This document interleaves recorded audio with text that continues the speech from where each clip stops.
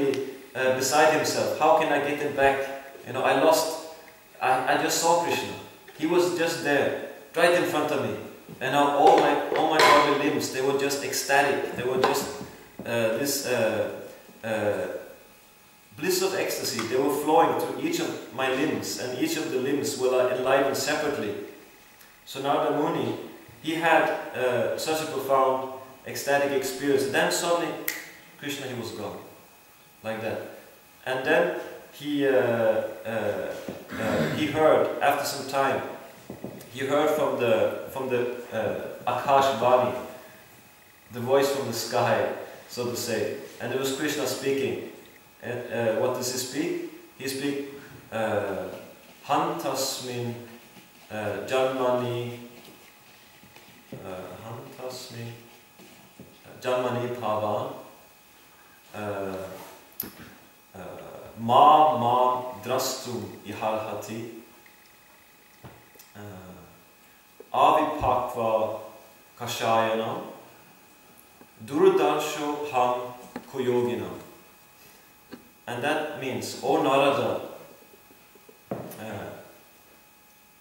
I regret that you will not be able to see me anymore in this birth.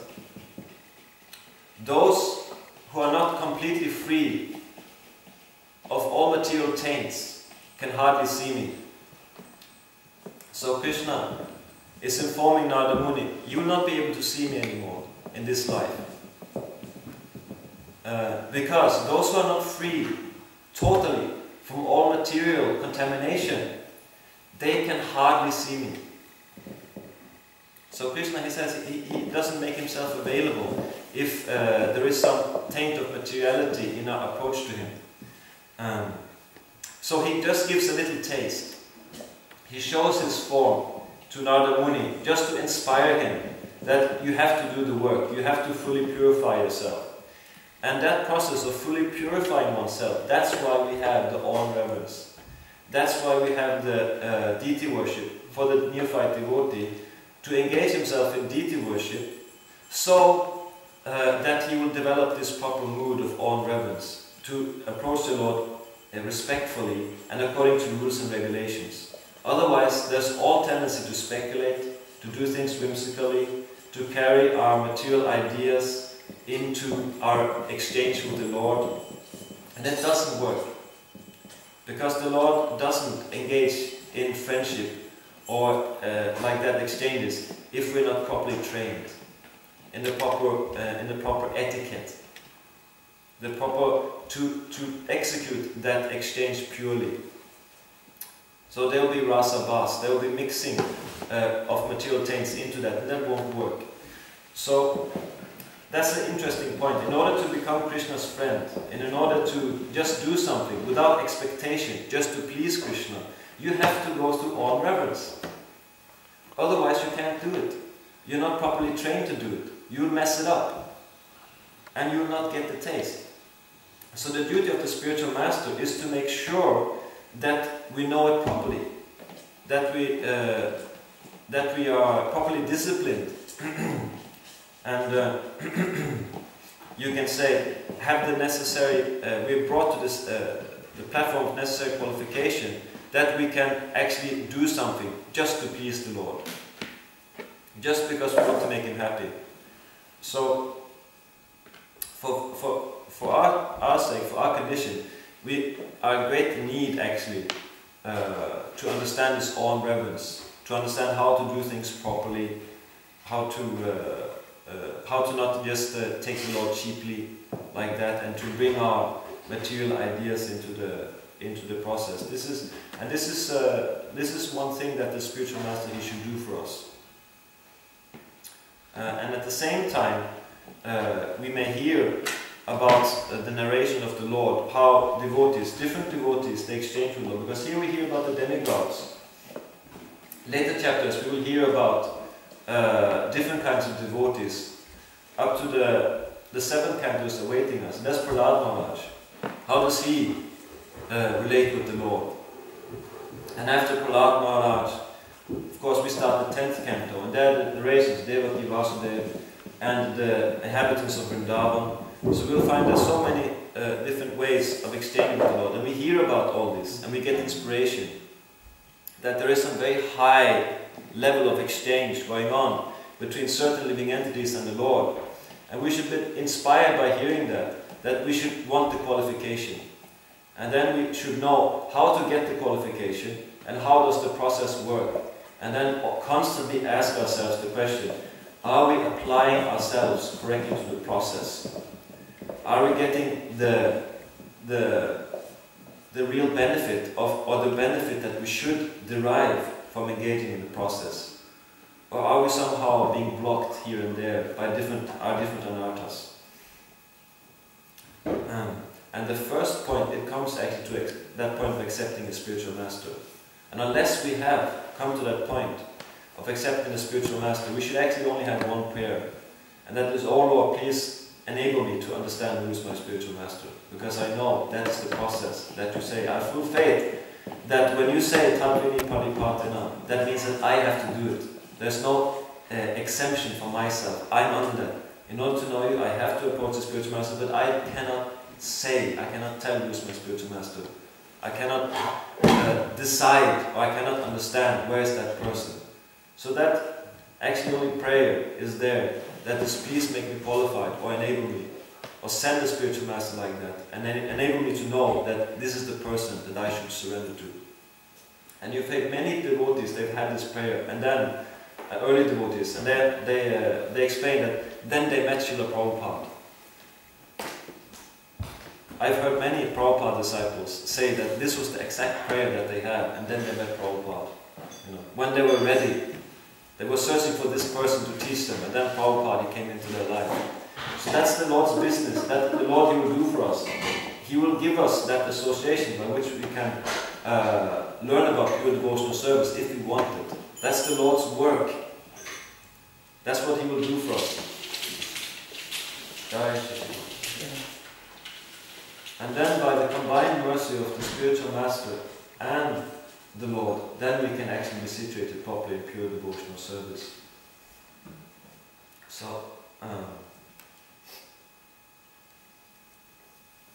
this was, I guess, what I could say today for today's verse. So I could ask you, would somebody like to contribute with the question? You mentioned the four kind of people surrendering. Yeah. So what is the difference between the inquisitive and the jnani? What is the significance of the difference?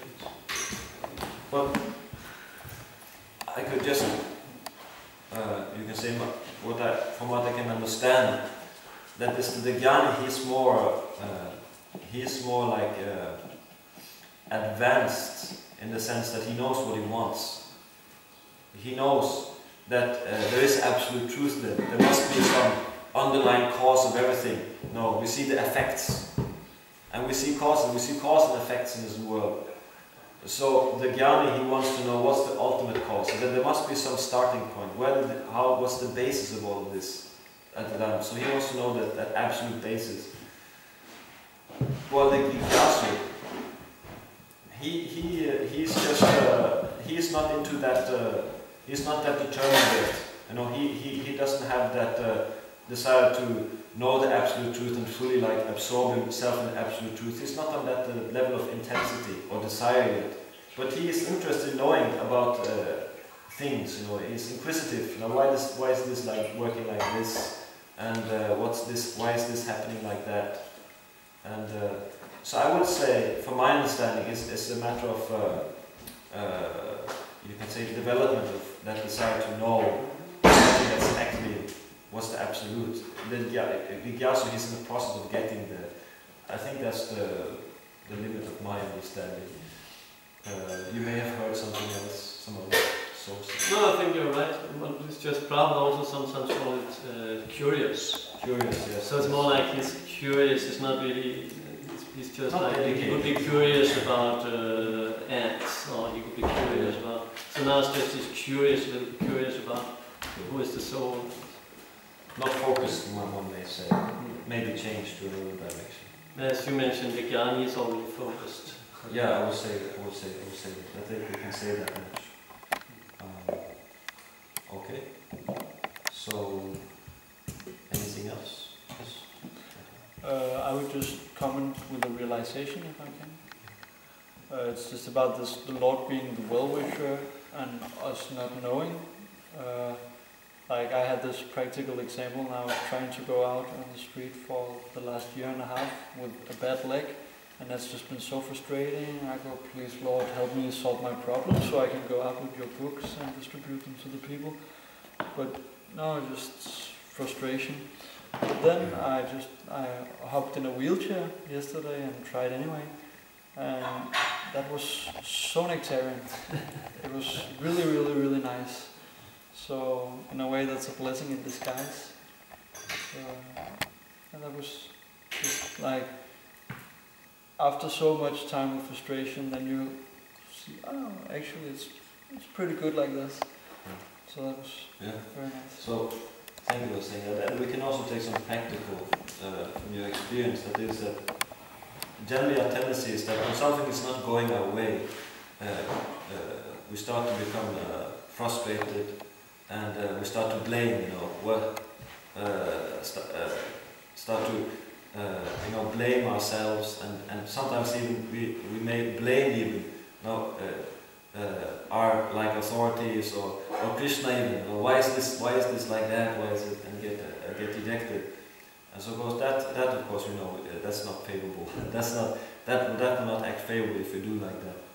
And when we get something that we like or something that's favorable, immediately, well, sometimes we think, oh, it's great, fantastic. We get elated, elated in the sense that yes, oh, now it's wonderful. And then what happens is that the next day, when it's not favorable, situation is not favorable, then we get dejected again. So then like it goes like that, the rejection and elation, it goes like waves, so to say. So actually, what we try to do is that when things are not going our way, we must take it as purification, that Krishna is purifying us, in order so that we can come to higher understanding. We're being put in this misery, this difficult situation, so that we have an opportunity to make some advancement. Out of this misery will come some understanding, there will come some realization, so that we'll be able to become more fixed in our devotion. Like this is a test we should pass in order to become more steady and more determined. And then when we come out of the tunnel, so to say, when we go to difficulty and we pass the difficult test and we feel that we get some mercy at the end of the tunnel, then we should always remember that this is also the mercy. It's the mercy of the Lord in another form. So we thank Krishna both in difficult situation and in the seemingly very favorable situation. So the idea is to somehow remain favorable and thankful to the Lord in any position, like whether it be favorable or like difficult or easy, like that. So that's the practical thing, That's the result we want in our consciousness. So the difficulty will come. It doesn't finish. It doesn't finish with the leg. So I'm sorry to say, there might be more. So we have to always maintain this idea that we should be thankful to God in either case, whether it be difficulty or whether it be easy. That's the thing I actually want to learn. We don't want the temporary happiness and temporary relief. We want the knowledge how to always be able to be thankful to the Lord for any condition we may be put in. So thank you very much for your comments and your questions. Srila Prabhupada ki jai. Ki jai.